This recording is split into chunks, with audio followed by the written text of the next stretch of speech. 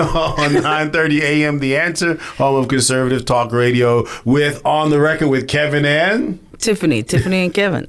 All right. That's going to be an interesting segment there. All right. Let's talk about today is what? Is today World Kidney Day? I get confused. No, yesterday was World Kidney Day. Okay.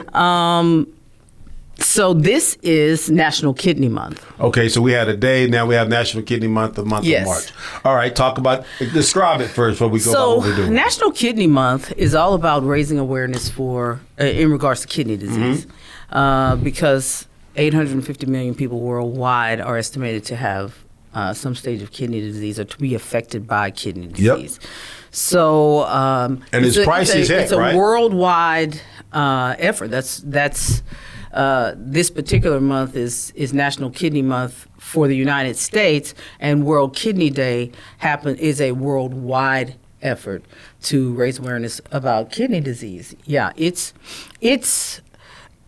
I'm surprised that we don't describe it as a pandemic, because it really does meet the definition of that. Okay. But kidney disease is on every continent. It's in most nations. Now, you talk about these statistics quite a bit, but give us talk about some of the statistics in regards to who's affected by it, how many people have it, blah, blah, blah. Well, kidney disease disproportionately affects Black and brown people, but kidney disease affects 1 in 3 Americans. Mm-hmm.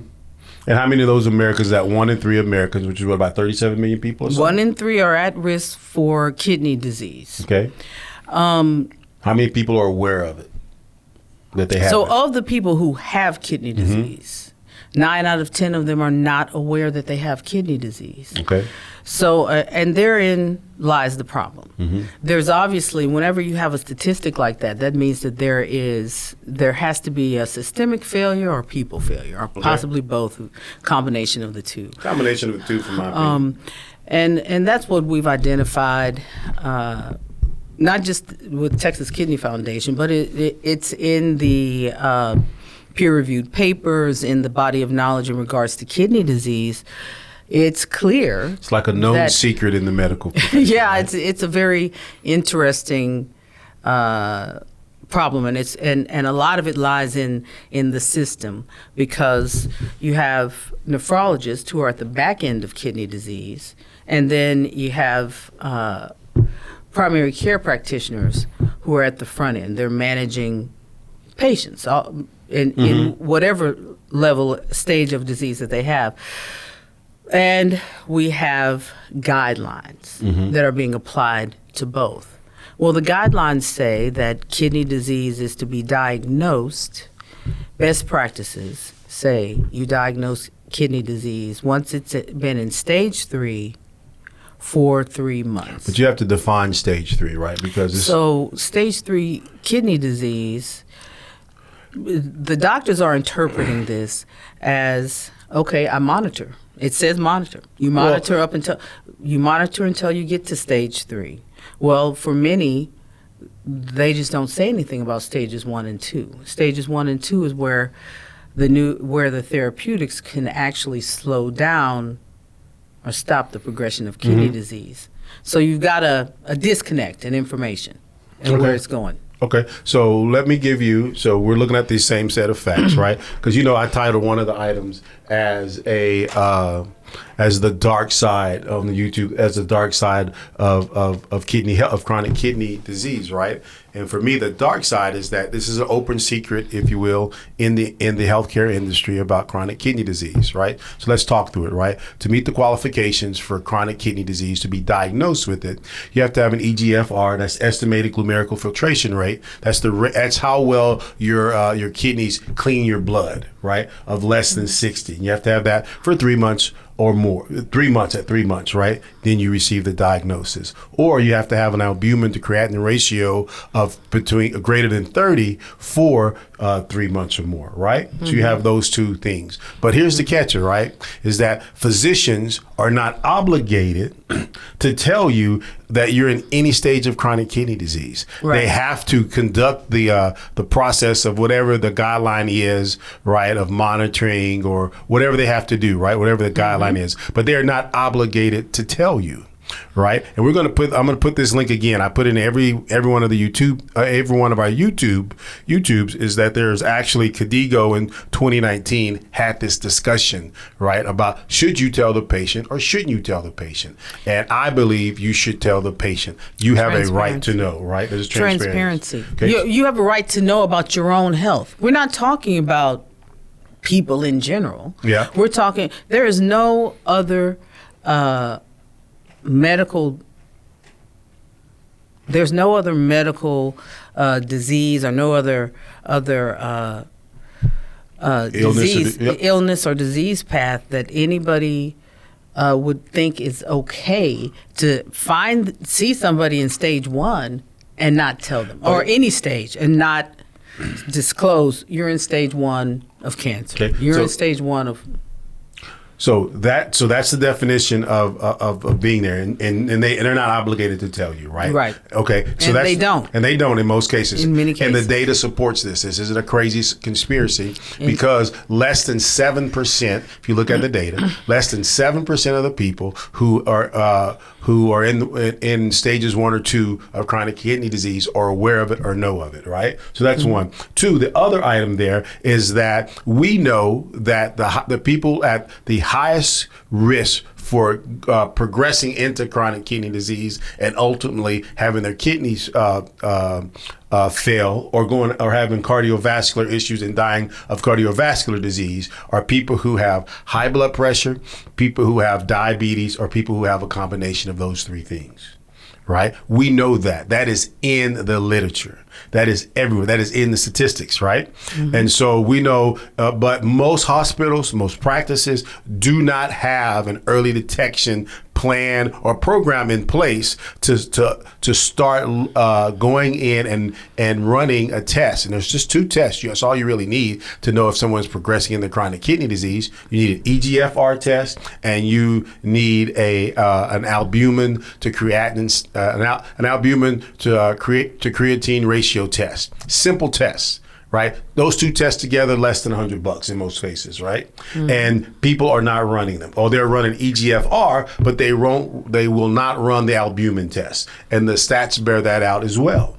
So this isn't a conspiracy theory. You can look this up. You can look this up on the NIDDK. You can look this up on the CDC's website. All these websites, it's available. That's the debate in the academic circles: is how do you get doctors to disclose that information to patients. So what we're proposing, and what Texas Kidney Foundation has come up with, is 10 questions for patients to ask their doctor. If somebody isn't just giving you the information, they do have the obligation to tell you if you ask. We hope they will, right? So you have I think they will. I think they will. I think in a lot of cases, because what I see when I look at the data, and I think others see it as well, is primary care practitioners they're trying to do a whole lot of things at the same time. They're triaging a lot of,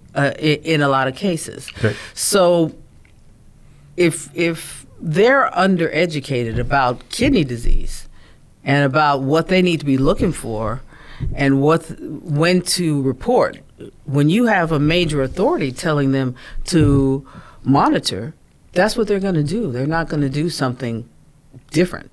Okay. They're going to do what the system is telling them to do. This was a hard one for me because of the industry that I know it's hard to accept.